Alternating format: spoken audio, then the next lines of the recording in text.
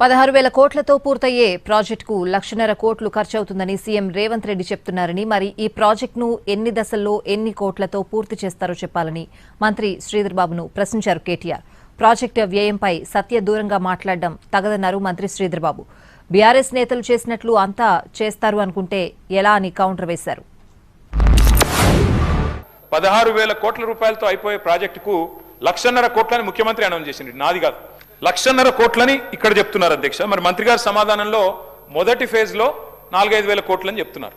నేను అడుగుతా ఉన్నా అధ్యక్ష, మరి 1,00,000 కోట్లని ముఖ్యమంత్రి గారు చెప్తారు, మొదటి ఫేజ్ తర్వాత ఎన్ని ఫేజ్లు ఉంటాయి, ఎన్ని ఆస్తులు మీరు తీసుకుంటారు, ఏ రకంగా తీసుకుంటారు, ఎంతమంది గృహాలు కూలుస్తారు, మరి వాటి కోసం 1,00,000 కోట్లు ఎక్కడ ఖర్చు పెట్టబోతా ఉన్నారు, డీటెయిల్డ్ గా మీరు సమాధానం చెప్పాలని ప్రభుత్వాన్ని కోరుతా ఉన్నాం. ఆ రోజు ప్రజెంటేషన్ లో ఇది డిపిఆర్ వచ్చిందని స్పష్టంగా చెప్పిండ్రు. అది లైవ్ టెలివిజన్ అధ్యక్ష. దాన్ని కూడా సత్యదూరంగా మాట్లాడటం ఒక సీనియర్ శాసనసభలో సరికాదు. రెండవది అధ్యక్ష, 1,00,000 కోట్ల ఏమని అంటే 1,00,000 కోట్ల అధ్యక్ష. ఈరోజు మేము స్పష్టంగా చెప్తా ఉన్నాము, ఇవాళ కాకుండా రేపు మేము పారదర్శకంగా ముందుకు పోవాలనుకుంటున్నాం. 6,500 నుంచి 7,000 కోట్ల రూపాయల వరకు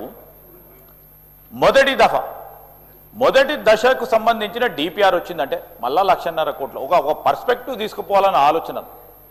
వారు చేసిందని అందరు చేస్తారని అనుకోవటం సరికాదు.